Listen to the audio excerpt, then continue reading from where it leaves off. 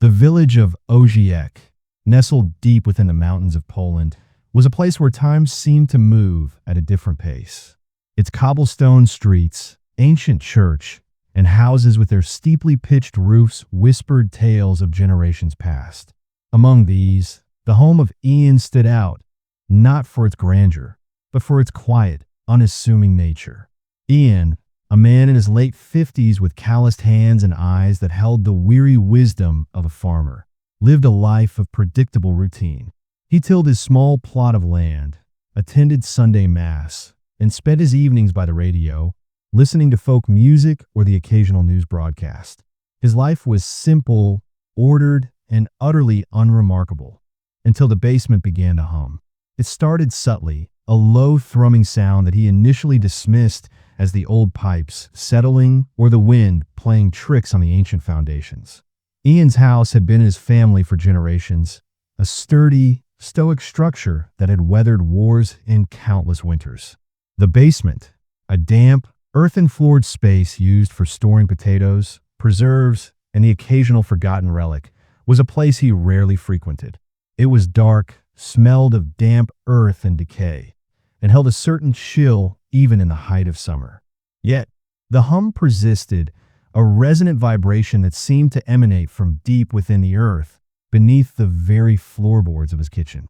He tried to ignore it, attributing it to an overactive imagination or the onset of age. He'd tap his foot, trying to match the rhythm, or hum a tune to drown it out. But the hum was insidious, a low-frequency drone that seemed to bypass his ears and resonate directly in his skull. Then, things began to shift. Small things at first, almost imperceptible. A kitchen knife, left precisely on the cutting board after preparing his morning bread, would later be found tucked away in the cutlery drawer, handle first. A well-worn copy of Mikovich's poems, placed carefully on his bedside table, would appear on the floor beside the bed, open to a random page. Ian, a man of meticulous habits, found these discrepancies unsettling. He blamed himself, his memory, the creeping forgetfulness that sometimes accompanied the twilight years. He'd chuckle to himself, a dry, humorless sound, muttering about old man's mind, and dutifully put the items back in their rightful places, a faint tremor of unease already beginning to stir within him. The hum, however, grew more insistent, a low, constant vibration that seemed to permeate the very air of his home. It was no longer just a sound. It was a feeling, a pressure behind his eyes, a subtle tremor in his bones that made his teeth ache. It felt as if the house itself was alive, a giant, slumbering beast breathing beneath his feet. He started spending less time in the kitchen, opting to eat his meals in the small, sunlit parlor, a room that felt marginally further from the source of the unsettling drone. He even considered calling the village handyman, Yanek, a man known for his practical solutions to any household ailment. But what would he say? My house is humming, and my spoons are moving themselves? He'd be the laughingstock of Oziek, a village that prized common sense above all else.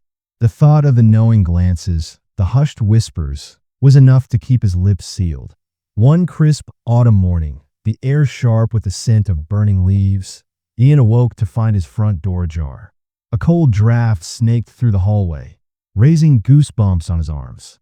He distinctly remembered locking it the night before, twisting the heavy iron key twice in the lock, the satisfying clunk of the bolt echoing in the quiet house. A cold dread seeped into him, colder than the morning air. He checked the windows, all latched, their panes still dewy with condensation. No signs of forced entry, no broken glass, no disturbed soil outside. He walked through the house, his heart pounding a frantic rhythm against his ribs, but everything else seemed in order. He closed the door, secured it with a trembling hand, and spent the rest of the day looking over his shoulder, a growing unease gnawing at him, a tiny seed of fear beginning to sprout in his mind. He found himself jumping at shadows, mistaking the rustle of leaves outside for footsteps. The changes escalated, becoming bolder, more overtly malicious. His prized collection of antique matchboxes, a hobby he'd cultivated since childhood, meticulously arranged by country, an era on a shelf in his study, was found scattered across the floor, their delicate contents spilled, the tiny, colorful boxes crushed underfoot. His rosary beads, usually hanging on a sacred nail above his bed, were draped over the arm of his armchair in the living room, tangled and knotted as if played with by unseen hands. He started marking objects, placing small, almost invisible chalk lines beneath them, or noting their exact positions with a meticulousness that bordered on obsessive. He'd photograph them with his old camera, developing the prints himself, creating a morbid archive of his home's disarray. The next morning, the chalk lines would be disturbed, the objects subtly, yet undeniably moved, sometimes only by an inch, sometimes completely transposed. It was a game, he realized, a cruel, silent game, and he was the unwilling participant.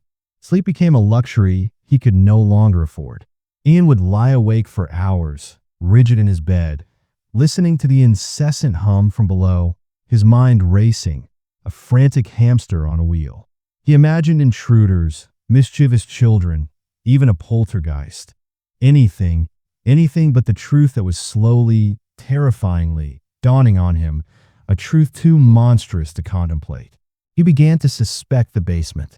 The hum was strongest there, a palpable vibration that made the very air throb, a low, guttural growl that seemed to emanate from the very bowels of the earth. He tried to open the heavy wooden door leading down, but it was always stuck, as if something immense and invisible was pressing against it from the other side. He'd push and pull, his muscles straining, his breath coming in ragged gasps, but it remained stubbornly shut, a sealed tomb holding an unspeakable secret. One evening, driven by a desperate, primal need for answers, Ian took a heavy axe from his woodshed. Its cold steel head felt reassuringly solid in his trembling hands. He stood before the basement door, his breath ragged, the hum vibrating through the very floorboards beneath his feet, a living entity within his home. He raised the axe, its cold steel glinting menacingly in the dim light of the hallway, and brought it down with all his might. The wood splintered with a deafening crack, a sound that echoed through the silent house. But the door remained firm, unyielding.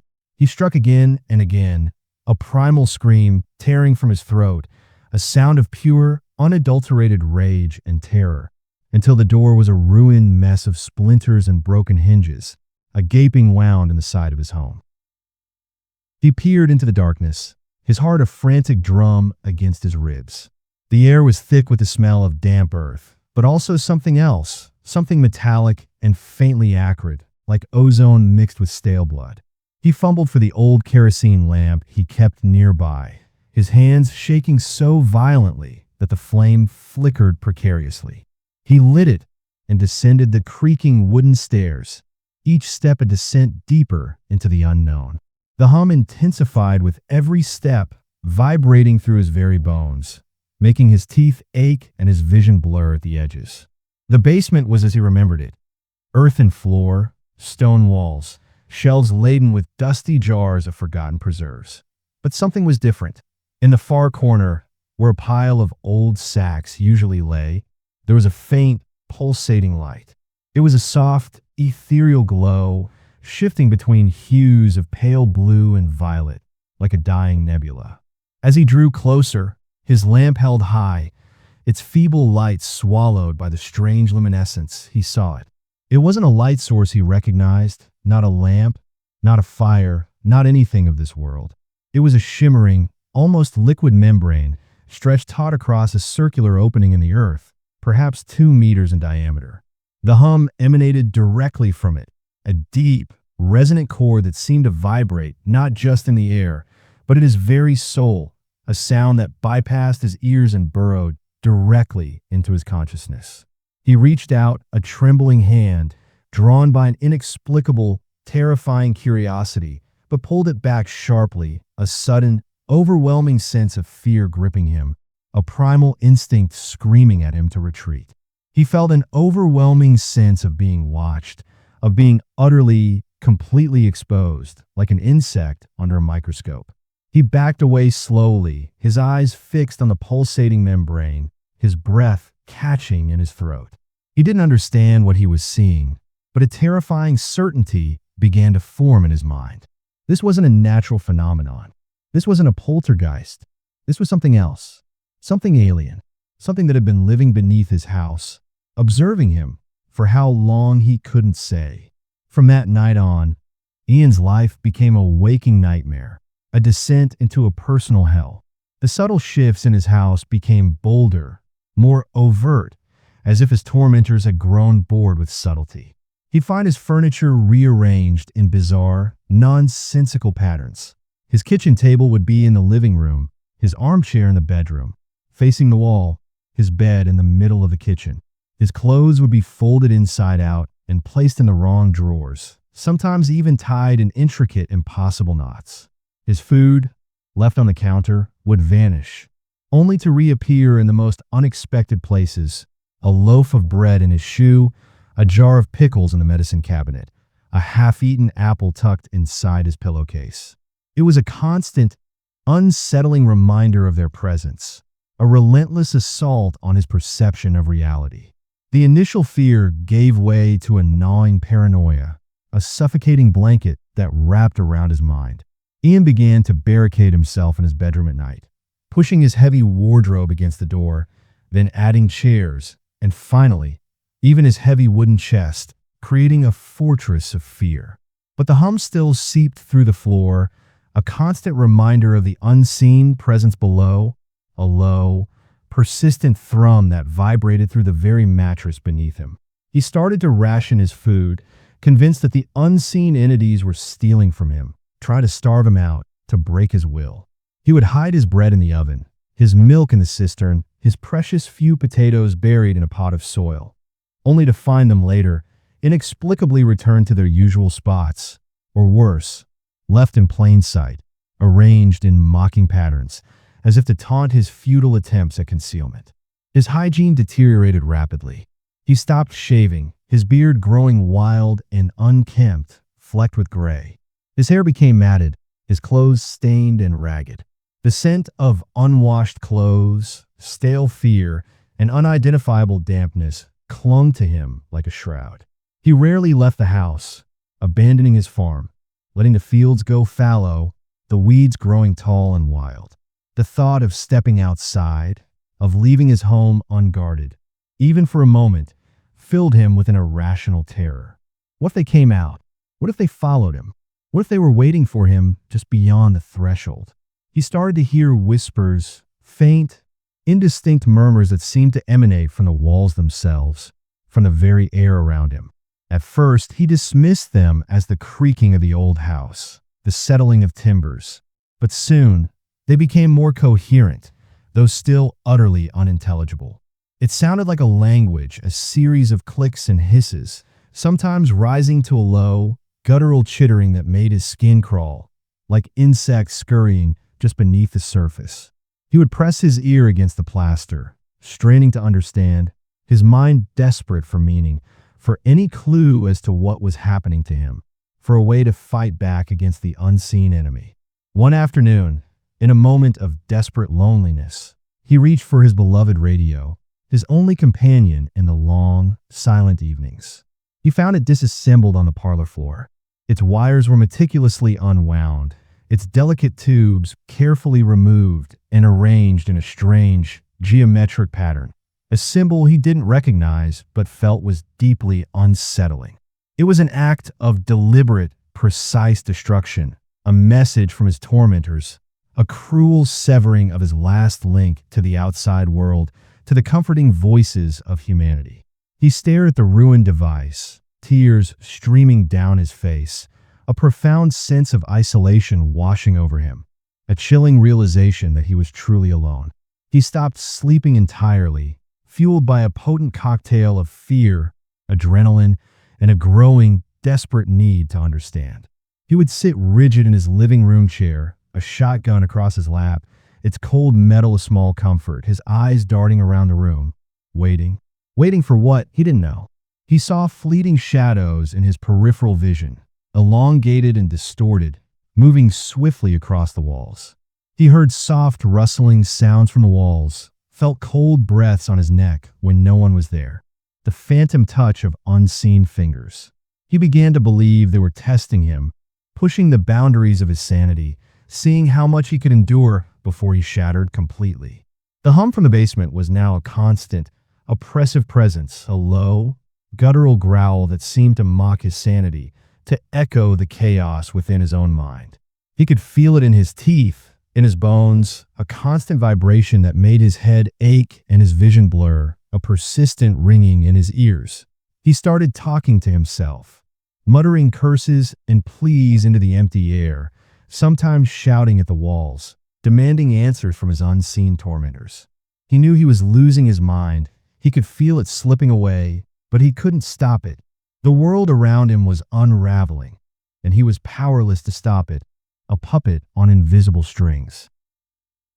He started to draw, compulsively, frantically, on scraps of paper, on the walls, on the floorboards, even on the inside of his eyelids when he dared to close them. He sketched crude, frantic images of the pulsating membrane, of the shadowy figures he thought he saw, of the large, black, unblinking eyes that haunted his waking hours and invaded his rare, fitful dreams. His drawings were a chaotic mess of lines and dark shapes, a visual representation of his fractured mind, a desperate attempt to externalize the horror within. He would often wake up with charcoal smudged on his hands and face, unable to recall when he had drawn them, as if another hand had guided his own in the darkness. One morning, the light filtering through the grimy windows seemed particularly harsh. He found all the photographs in his house turned face down. Every single one. His parents, his deceased wife, his distant relatives, even old landscapes and village scenes. All of them were inverted, their faces hidden from view. It was a deliberate act, a cruel, calculated gesture, a final insult to his humanity. He screamed, a raw, guttural sound that tore through the silence of the house, a sound of pure, unadulterated agony.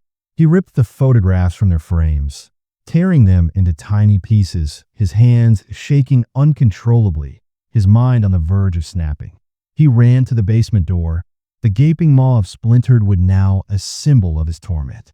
He peered down, his eyes wide with a manic terror. The pulsating membrane was still there, glowing with an even more intense light, its hum a deafening roar in his ears, a sound that threatened to burst his eardrums. He imagined them down there, the unseen entities, their forms indistinct but their presence palpable, watching him, observing his descent into madness, their alien minds dissecting his every reaction, every desperate plea. He started to see them, or thought he did. Glimpses of elongated shadows moving swiftly across the walls, fleeting reflections in the darkened windows, eyes, large, black, unblinking eyes, peering at him from the cracks in the ceiling, from behind the furniture, from the very air itself. He knew they were there, in his house, in his basement, always watching, always judging, always waiting. His neighbors, noticing his increasingly disheveled appearance, his gaunt face, his wild, bloodshot eyes, and his erratic behavior, began to actively avoid him. They would cross the street when they saw him, pull their children closer. Yannick, the handyman, stopped by once, concerned, but Ian merely raved about the hum and the moving objects, his words disjointed and frantic, his voice hoarse from disuse and screaming. Yannick left, shaking his head, convinced that old Ian had finally lost his grip on reality, a sad, inevitable decline. One night, the storm outside mirroring the tempest raging within him, Ian reached his breaking point. He hadn't slept in days, his body trembling with exhaustion, his mind a chaotic whirlwind of fear and paranoia, a maelstrom of terror. He was sitting in his kitchen, the hum from below vibrating through the floorboards, a relentless assault, when he saw it. His teacup, sitting innocently on the table, slowly, almost imperceptibly, began to slide towards the edge. He watched, transfixed, his breath held captive in his lungs, as it continued its slow, deliberate journey, as if guided by an invisible hand, until it toppled over and shattered on the floor, the sound echoing like a gunshot in the oppressive silence. That was it, the final straw. The last thread of his sanity snapped. He let out a primal scream, a sound of pure, unadulterated terror and despair, a sound that was more animal than human. He grabbed a heavy iron skillet from the stove, its weight familiar in his hand, and began to smash everything in sight. Plates, glasses, ceramic jars, furniture. He destroyed it all, his movements wild and uncontrolled, fueled by a desperate, maniacal energy. He ripped curtains from the windows, overturned tables, shattered mirrors, their broken reflections mocking his fractured self. He was a man possessed, consumed by a desperate need to make it stop, to reclaim his home, his sanity, to drive out the unseen invaders. He ran through the house, a whirlwind of destruction, a one-man wrecking crew, until he stood panting in the living room, surrounded by the wreckage of his life, his home a battlefield. He collapsed onto the floor, amidst the shattered porcelain and splintered wood, and began to sob, deep, wrenching sobs that tore through his chest, shaking his entire body. He cried until there were no more tears, until his body was racked with exhaustion, until he simply lay there, a broken man, utterly defeated. And then it stopped. The hum. It was gone. The oppressive vibration that had permeated his home, his body, his very soul, had vanished. The silence was deafening, a sudden, profound absence that was almost as terrifying as the hum itself. He lay there, listening, waiting for it to return, for the nightmare to resume, but it didn't. The silence persisted, cold and absolute. Slowly, cautiously, he pushed himself up, his limbs aching, his head throbbing. The silence was absolute, a heavy blanket that muffled all sound. He walked to the basement door, the gaping hole in the floor that had been the source of his torment. He peered down. The pulsating light was gone. The acrid smell had dissipated. The basement was just a dark, damp hole in the earth once more, seemingly empty, innocent. He never spoke of what happened, not to anyone. The villagers whispered about old Ian, about how he had finally gone mad, how he had destroyed his own home in a fit of lunacy. He remained in the house, a recluse, living amidst the wreckage, a ghost in his own home. He ventured out only when absolutely necessary to buy food, his eyes darting nervously, always searching the faces of those he passed, always scanning the shadows, always searching for a sign, a flicker, a whisper. Every night, before he allowed himself the fleeting, fragile comfort of sleep, he would descend into the cold, silent basement, a powerful flashlight clutched in his trembling hand, shining its beam into the dark corners, confirming the absence of the pulsating membrane, of the unspeakable opening. Then he would return upstairs, meticulously locking every door and window, twisting the heavy iron keys multiple times, a ritual born of terror, a desperate, futile attempt to secure his fragile sanity against the lingering echoes of the whispers beneath the floorboards. He knew what he had seen, what he had felt. He knew they had been there, in his basement, observing him, playing with his sanity, pushing him to the brink. And when he broke, when he was utterly, completely shattered, they simply left. Their experiment was over. Their curiosity satisfied. And Ian was left with only the echoes of the hum, the ghost of their presence, and the chilling certainty that he had been nothing more than a specimen in an alien laboratory, a plaything for beings from beyond the stars. The whispers beneath the floorboards had ceased, but their silence was the loudest, most terrifying sound of all.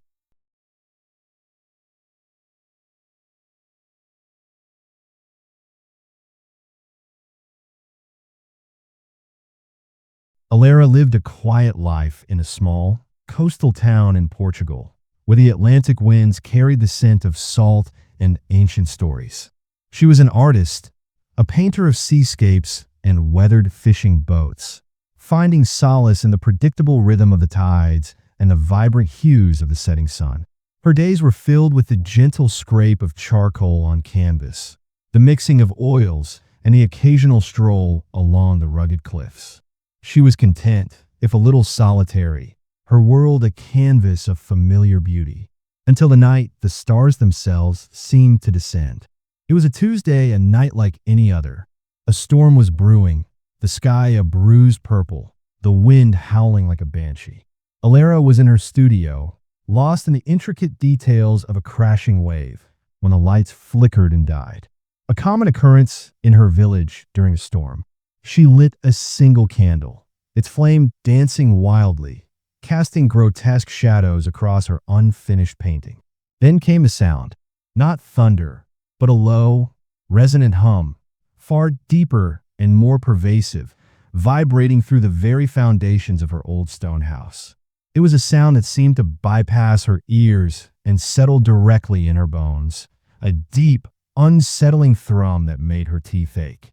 A blinding emerald green light flooded her studio, pouring in through the windows, through the cracks in the walls, through the very pores of the stone.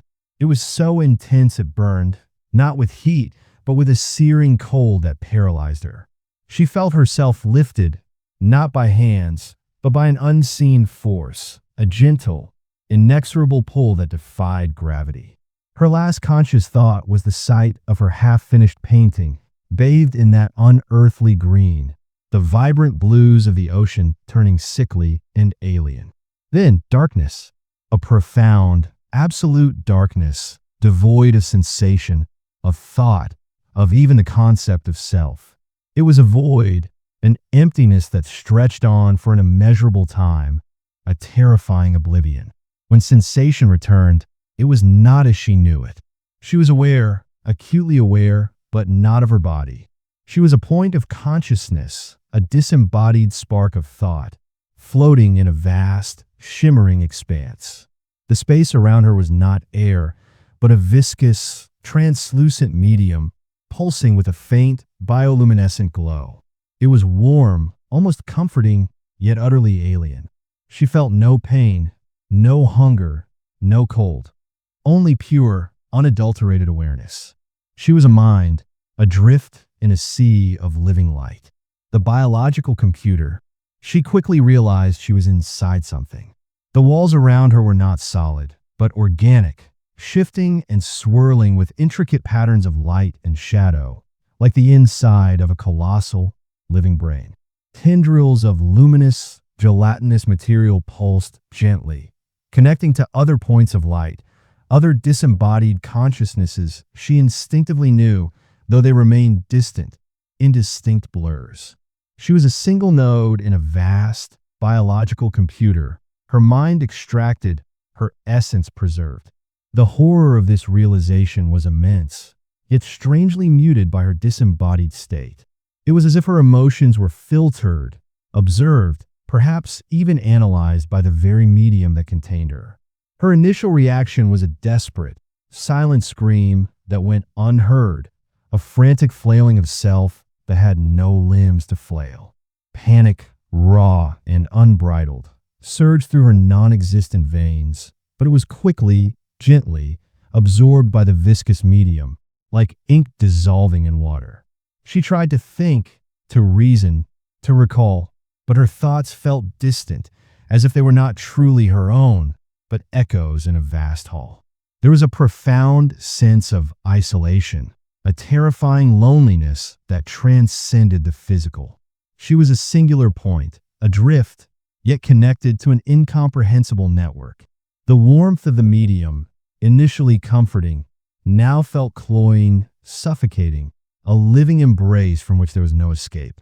She was a prisoner, not in a cell, but within a consciousness far grander and more terrifying than her own. She perceived the ship itself as a living entity, its walls breathing, its systems flowing with vibrant, alien energies. It was less a vessel and more a colossal, sentient organism, and she was merely a fleeting thought within its immense, biological architecture. And then she saw it, or rather, she perceived it, for she had no eyes in this state, only a profound, all-encompassing awareness. Below her, through the shimmering organic floor of her containment, she saw her. Her body, it lay on a sterile, metallic slab, bathed in the same emerald light that had consumed her studio, now amplified, clinical. It was naked, vulnerable, and utterly still, a lifeless husk of what she once was. And surrounding it, moving with a silent, unnerving grace, were them. They were tall, impossibly slender beings, their forms vaguely humanoid but elongated, almost skeletal, like shadows stretched thin. Their skin was a smooth, pearlescent gray, reflecting the emerald light in unsettling ways, giving them an ethereal, almost ghostly quality. Their heads were large, bulbous, with no discernible features save for two immense, black, unblinking eyes that seemed to absorb all light, all hope, all understanding. They had no mouths, no noses, no ears, only those vast, obsidian pools that stared with an unnerving intensity, as if peering directly into the core of her disembodied self. Their limbs were long, ending in delicate, multi-jointed hands that moved with an almost surgical precision, each movement economical, purposeful. Alara watched, a silent scream trapped in her non-existent throat as they began their work. It was not a violent dissection, but a meticulous, almost reverent examination.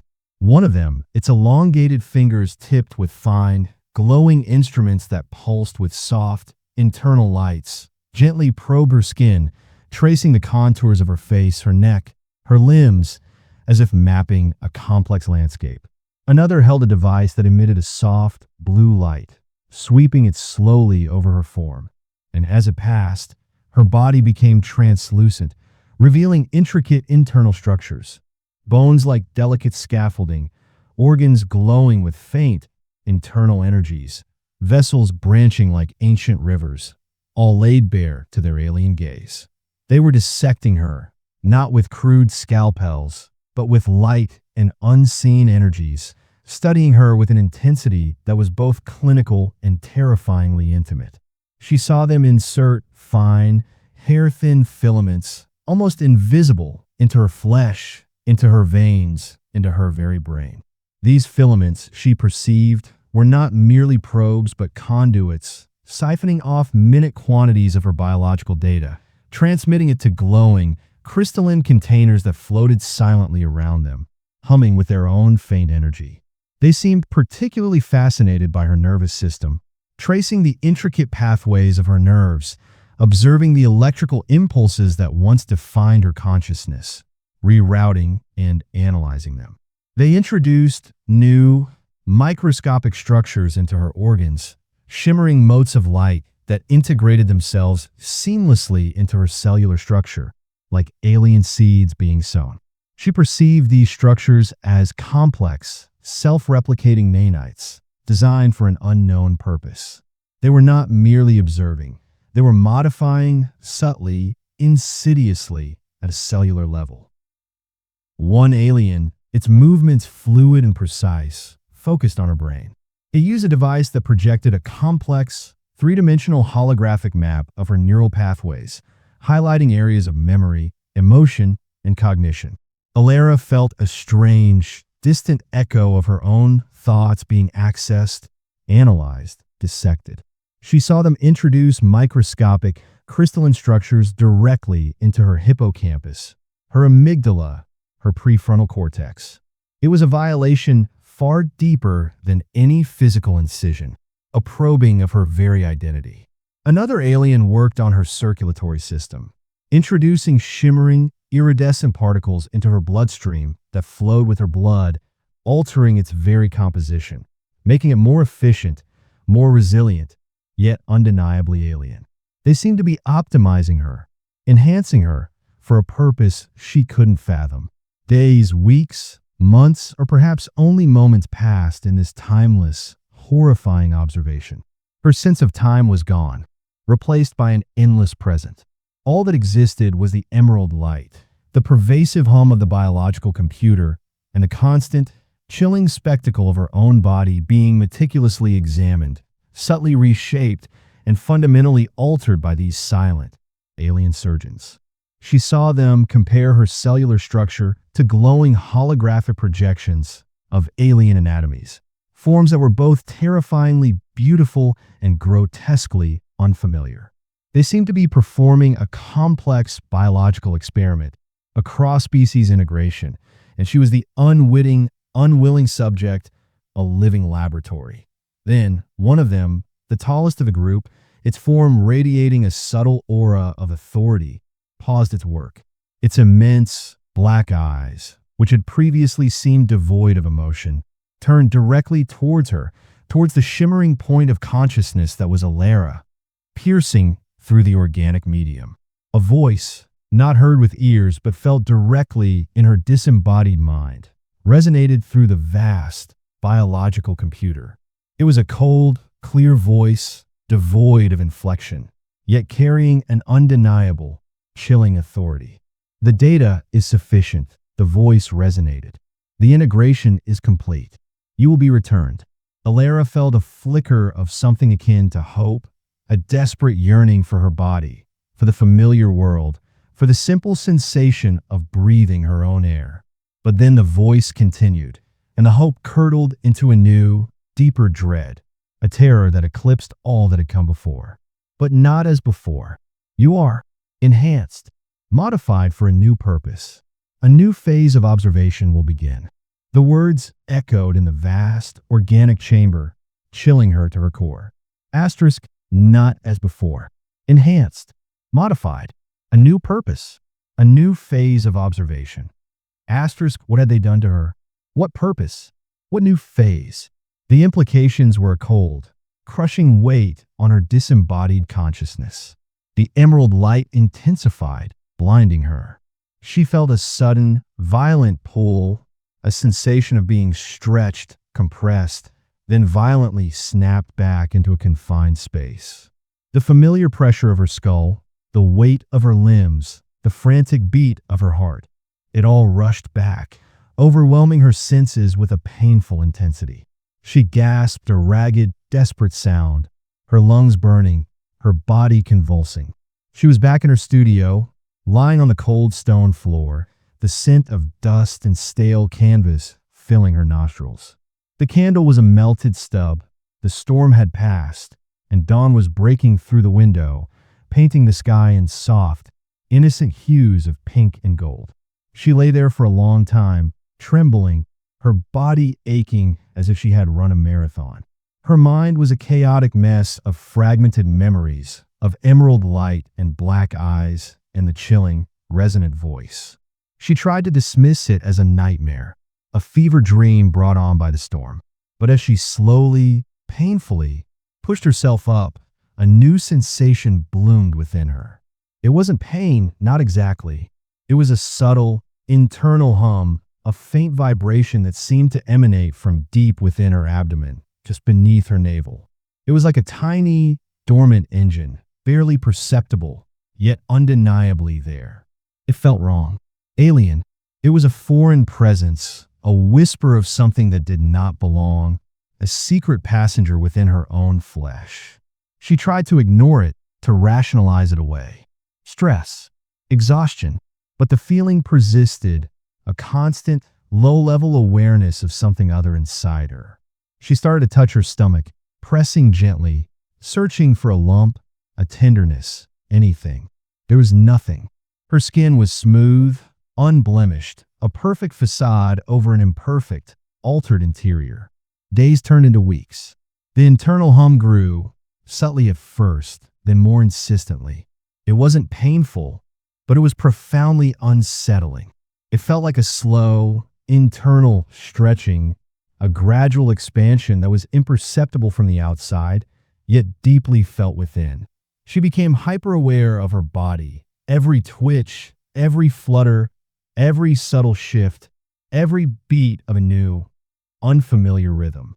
She started to feel a peculiar coldness in her core, a chill that radiated outwards, even on the warmest days, as if her internal temperature was slowly dropping. She went to doctors. First, her local physician, a kind, elderly man who had known her since childhood. She described the internal sensation, the hum, the feeling of being wrong. He ran a battery of tests, blood work, ultrasounds, MRIs. All came back clear. Alara, he said gently, his brow furrowed with concern, there is nothing physically wrong with you. Perhaps it is stress, a phantom sensation. He suggested a therapist, a recommendation she vehemently rejected. She knew it wasn't in her head. It was in her. She sought out specialists in the city, traveling hours by bus, her desperation growing with each passing day. Gastroenterologists, neurologists, even a psychiatrist. They performed more tests, more scans, more examinations. They found nothing. Her organs were healthy, her brain activity normal, her blood perfect. They looked at her with pity, with a hint of exasperation, suggesting anxiety, hypochondria, even a delayed stress reaction from a traumatic event she couldn't quite recall.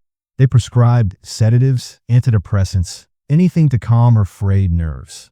She threw them away. The wrongness continued to grow. It wasn't a tumor, not a disease she recognized. It felt more like an integration, a slow, organic merging of something alien with her own biology. Sometimes she would feel a peculiar, almost electrical tingling, like tiny wires being reconnected or new pathways being forged.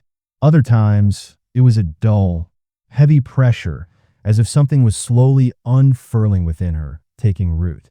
She started to lose her appetite, not because she felt ill, but because the internal sensation was so consuming, so distracting. She grew thin, her eyes haunted, her once vibrant artistic spirit dimming. Her paintings changed. Instead of seascapes, she began to paint abstract, disturbing forms, pulsating masses of green and violet, elongated shadows with black, unblinking eyes. Her brushstrokes became frantic, desperate, as if she were trying to expel the horror onto the canvas, to make it external, visible. But it was no use. The feeling inside her was persistent, relentless. She began to feel a strange, primal hunger, not for food, but for something she couldn't name. A craving for raw, earthy things, for moisture, for darkness, for things that felt ancient and cold. She would find herself drawn to the damp, cool corners of her house, to the shadows, feeling a peculiar sense of comfort there, a strange resonance with the growing presence within her. The hum was no longer just internal. Sometimes, in the dead of night, she would hear it faintly, emanating from the very walls of her house, a soft, resonant thrum that seemed to echo the growing presence within her. She would press her ear against her own abdomen, listening, and sometimes she swore she could hear a faint, rhythmic pulse, not her own heartbeat, but something else, something slow and deliberate, a beat that was not of this world. She became a prisoner in her own body, a witness to an insidious transformation. The alien voice, not as before, modified for a new purpose, echoed endlessly in her mind, a chilling mantra. She understood now. They hadn't just observed her, they had planted something. Something that was growing, slowly but surely, integrating itself with her very being, consuming her from the inside out. She was no longer just a Lara. She was a vessel, a host, a living experiment. And the thing inside her, whatever it was becoming something more, something powerful, something that would eventually consume her entirely, fulfilling its unknown, alien purpose. The whispers had found a new home, deep within her own flesh, and their silence was the loudest, most terrifying sound of all.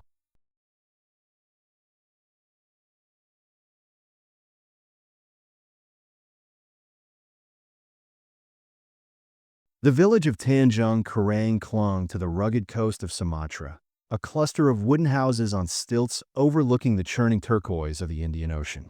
Life here was dictated by the rhythm of the tides and the bounty of the sea. The air was perpetually thick with the scent of salt, drying fish, and the sweet, heavy perfume of jasmine. Among its inhabitants was Pak Eris, a fisherman whose face was a roadmap of sun-kissed wrinkles, his eyes the color of the deep sea. He was a quiet man, respected for his knowledge of the currents and his unwavering calm in the face of nature's fury. But even the calmest sea can hide unfathomable depths, and even the most stoic man can be broken by what lies beyond human comprehension. It was a night like any other, humid and star-strewn, the kind of night where the Milky Way stretched across the sky like a spilled handful of diamonds. Pak Eris was mending his nets by the faint glow of a kerosene lamp. the rhythmic pull and knotting of twine of familiar comfort. His wife, Ibulina, was already asleep, her soft snores a gentle counterpoint to the distant murmur of the waves. Suddenly, the stars seemed to ripple. A streak of incandescent blue, brighter than any lightning, tore across the night sky, leaving a searing afterimage on Pac Eris's retina. It wasn't a meteor. It was too controlled, too deliberate in its descent. It moved with an impossible speed, a silent, burning spear aimed directly at the earth.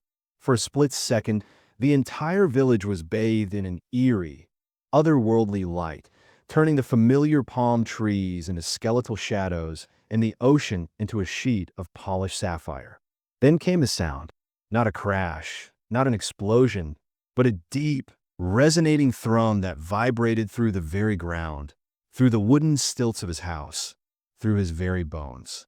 It was a sound that silenced the cicadas, hushed the waves, and made the air itself tremble. The light vanished as abruptly as it appeared, swallowed by the dense jungle that bordered the village to the east. A plume of black smoke, thick and oily, began to rise above the tree-line, illuminated by the distant glow of a nascent fire. Pac Eris stood frozen, his hands still clutching the fishing net, his heart hammering against his ribs like a trapped bird. He was a man of the sea, accustomed to typhoons and rogue waves. But this was something entirely alien, something that defied all his understanding of the natural world. Driven by a primal curiosity mixed with a creeping dread, Pac Eris grabbed his machete and a stronger lantern. He didn't wake Ibulina. He knew she would try to stop him, to keep him safe within the familiar confines of their home. But something compelled him, an irresistible pull towards the source of that unearthly thrum. The jungle was a dense, suffocating labyrinth even in daylight, but by night it became a living, breathing entity, its shadows stretching like grasping claws. The air grew heavy with the smell of scorched earth and something else, something metallic and faintly chemical, utterly foreign to the tropical forest, a scent that prickled his nostrils and burned the back of his throat. He pushed through the tangled undergrowth, the lantern's beam cutting a narrow path through the oppressive darkness, revealing grotesque, distorted shapes in the dense foliage. The hum, though no longer vibrating the ground, still lingered in the air, a faint, high-pitched whine that seemed to prickle his skin, making the hairs on his arms stand on end. As he drew closer, the heat became palpable, a searing wave that washed over him, and the smoke grew thicker, stinging his eyes until tears streamed down his face. Then, through a final, thorny clearing, he saw it. The sight stole his breath, freezing it in his lungs. The jungle floor was a chaotic tableau of impossible destruction. Ancient trees, some with roots as thick as a man's body, were splintered and uprooted, their massive trunks snapped like twigs, their leaves scorched to brittle ash. A vast, perfectly circular crater, easily 50 meters across, gouged into the earth, its edges still smoking. The soil churned and fused into strange, glassy formations. And within the crater, scattered amidst the churned earth and shattered rock, lay the wreckage. It wasn't metal as he knew it. The fragments were smooth, obsidian black, with strange iridescent sheens that caught the firelight, shifting from deep violet to a startling emerald green with every flicker. They were curved, seamless, and utterly alien, defying any known material or craftsmanship. Some pieces glowed faintly with an internal, emerald light, pulsing with a slow, rhythmic beat that mirrored the hum he had felt, as if the very debris still held a fragment of the alien vessel's life. The air around the wreckage shimmered, distorting the light, making his vision swim and his head ache with a dull throb. It was horrifyingly beautiful, a testament to a technology beyond human dreams, yet born of a cataclysm. And then he saw the bodies. They were strewn across the crater, broken and twisted into impossible angles, their forms impossibly long and slender, almost graceful even in death. Their skin was a smooth, pearlescent gray, reflecting the firelight in unsettling ways, giving them a cold, porcelain quality. Their heads were large, bulbous, with no discernible features save for two immense, black, unblinking eyes that seemed to absorb all light, all hope, all understanding, leaving behind only an infinite void. They had no mouths, no noses, no ears, only those vast, obsidian pools that stared blankly at the night sky, reflecting the distant stars like shattered mirrors. Their limbs were long, ending in delicate, multi-jointed hands that now lay shattered and inert, some still clutching fragments of a strange, glowing wreckage. They were not human. They were not of this world. They were the casualties of a journey from beyond the stars, fallen gods in a jungle grave. A wave of nausea washed over Pac Eris, cold and paralyzing, threatening to buckle his knees. His mind screamed for him to flee, to run back to the safety of his village, to forget what he had seen, to erase this cosmic blasphemy from his memory. But his feet remained rooted to the spot, drawn by a morbid fascination, a terrifying compulsion to understand. He took a hesitant step forward, then another, his lantern shaking in his hand, casting dancing shadows across the grotesque, beautiful scene, each shadow seeming to writhe with unseen life. As he moved deeper into the crater, the smoke parted, revealing something that made his blood run cold, chilling him to his very core. One of them. It lay partially buried under a large piece of wreckage, a shard of obsidian black material that pulsed with a faint, malevolent emerald glow. Its pearlescent skin was marred by deep, jagged gashes, from which emanated a faint, internal luminescence like a dying star. Its vast, black eyes were open, fixed on him, not with fear, but with an unnerving intensity, a profound, ancient sorrow that seemed to encompass galaxies. It was still alive, barely, its chest rising and falling with an almost imperceptible flutter.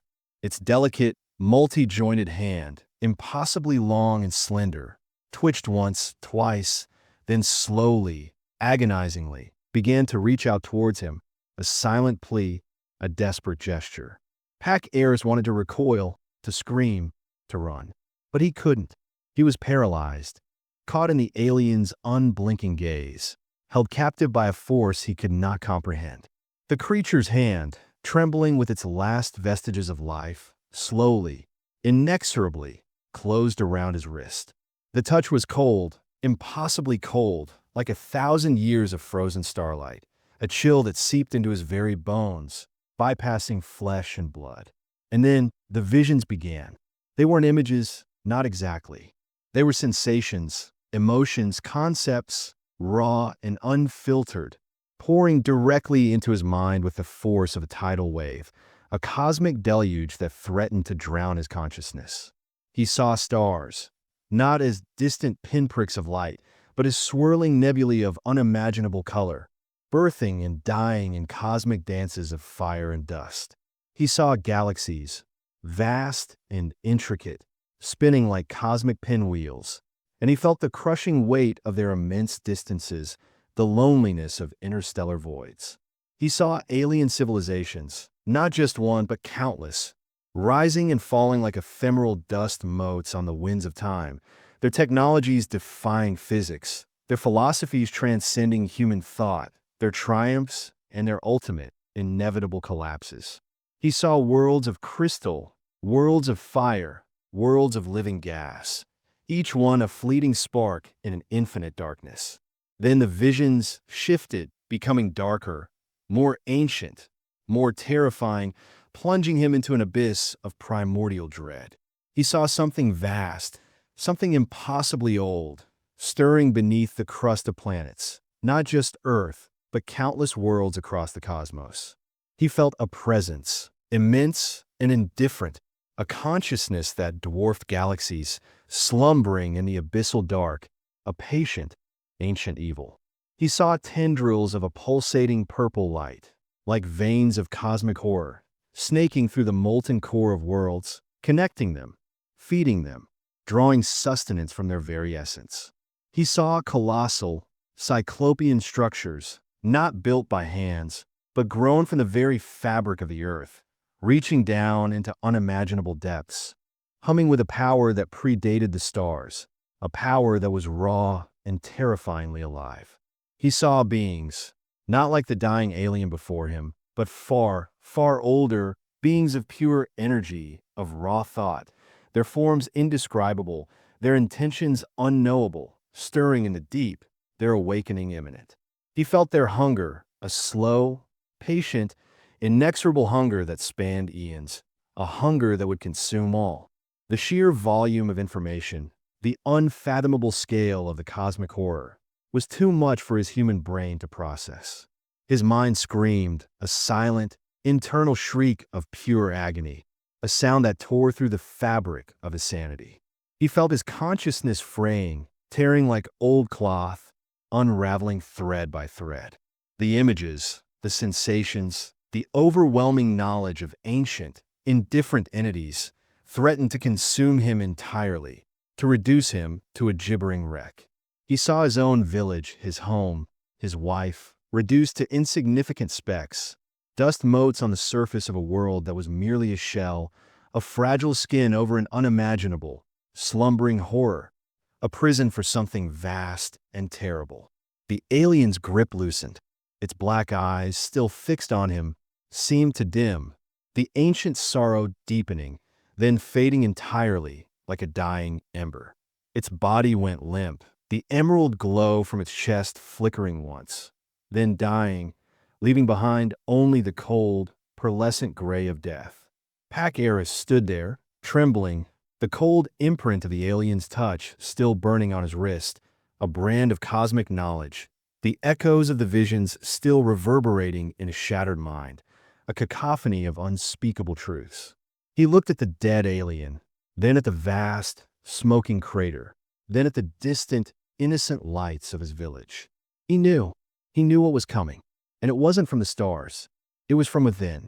He stumbled back to Tanjung Karang, his clothes torn, his face streaked with ash and tears, his body moving on instinct alone. The villagers found him wandering aimlessly at dawn, muttering incoherently, his voice a raw whisper.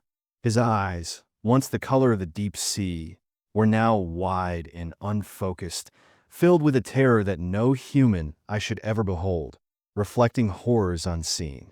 He began to tell his story, not calmly, but with a desperate, manic urgency. He spoke of the ship, the aliens, the visions, but his words were disjointed, frantic, filled with cosmic terminology that no one understood.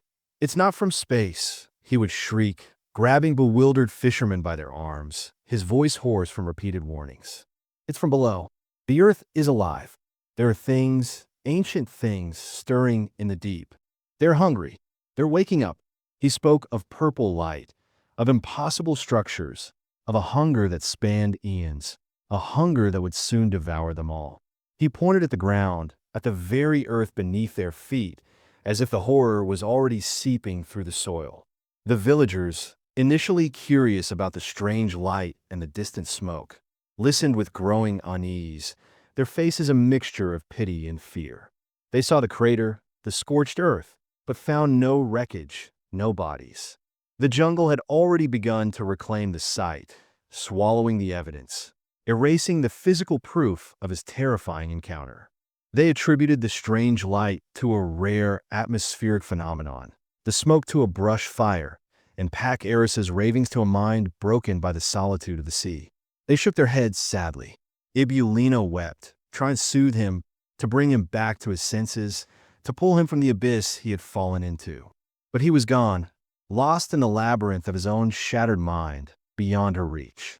He became obsessed, pacing the village streets day and night, warning anyone who would listen, his voice growing raspy, his eyes burning with a manic intensity that frightened even the bravest among them.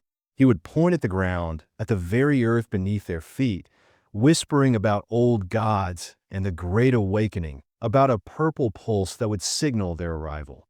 He drew crude, frantic symbols in the dirt with a stick, mimicking the alien structures he had seen, only to have them quickly erased by the wind or a passing foot. His warnings became a nuisance, then a source of fear. Children were frightened by his wild eyes and frantic gestures, running to their mothers when he approached. Fishermen avoided him, fearing his madness would bring bad luck to their nets, a curse upon their livelihoods. Eventually, the village elders, with heavy hearts, made the difficult decision. They couldn't have a madman disrupting the peace, frightening the children, spreading such terrifying, incomprehensible tales. They contacted the authorities in the nearest town, their voices filled with regret. Pac Eris was taken away, gently but firmly, to an asylum in the city, miles from the familiar scent of the sea and the whispers of the jungle. He didn't resist, his eyes still fixed on the distant horizon, as if he could see the coming doom, a future only he could perceive. In the asylum, he continued his warnings, drawing cryptic symbols on the walls of his padded cell, muttering about the purple veins of the earth and the ancient hunger. The doctors, kind but bewildered, diagnosed him with acute psychosis, a severe break from reality. They medicated him, hoping to quiet the voices, to dim the terrifying visions that still plagued his waking hours. But the visions never truly left him. They simply receded, waiting like a tide pulling back before a tsunami. Months turned into a year, then two. The village of Tanjung Karang slowly forgot about the mad fisherman, about the strange light and the distant hum. Life returned to its predictable rhythm, the scars of the incident fading into local folklore. The jungle grew back over the crater, erasing the last visible scar of the alien crash, making it seem as if nothing had ever happened. Then, one night, the sky above Tanjung Karang ignited. It was a bright, pulsating purple light, emanating not from the sky, but from the very ground beneath the village, a terrifying internal luminescence. It pulsed with a slow, rhythmic beat, like a colossal heart beating deep within the earth, a soundless throb that resonated in every chest. The light was so intense it turned night into a terrifying, alien dawn, illuminating every detail of the houses, the trees, the terrified faces of the villagers who stumbled out of their homes, shielding their eyes, their screams caught in their throats. The light seemed to concentrate over the distant city, over the very building where Pac Eris was held, a beacon of unimaginable power. Then came the earthquake, not a tremor, not a localized shake, but a violent, wrenching upheaval of the entire earth, a primal scream from the planet itself. The ground buckled and tore, fissures opening like gaping mouths, swallowing homes whole. Houses collapsed into splinters, their wooden frames twisting and shattering. The sea roared as a massive wave, born of the seabed's convulsion. A monstrous wall of water crashed over the coast, sweeping away everything in its path. Screams filled the night, a symphony of terror, drowned out by the thunderous roar of collapsing structures and the grinding, tearing sound of tectonic plates shifting beneath their feet. Half the village was swallowed by the earth or swept away by the sea in a matter of minutes, reduced to rubble and memory. The purple light pulsed once more, a final, triumphant throb, then vanished, leaving behind an oppressive, absolute darkness, broken only by the cries of the injured, the mournful lapping of the sea, and the crackle of distant fires. The rescue teams arrived days later, navigating the ruined roads, their faces grim, their movements weary. The city, too, had suffered, though not as severely as Tanjung Karang, its buildings scarred but largely standing. They worked tirelessly, pulling survivors from the rubble, recovering bodies, their grim task illuminated by the pale light of dawn. Among the collapsed buildings in the city was the asylum where Pac Eris had been confined. It was a ruin, its walls crumbled, its roof caved in, a monument to human fragility. But when the rescue workers finally managed to clear the debris and reach the section where Pac Eris's room was located, they found something impossible, something that defied all logic and physics.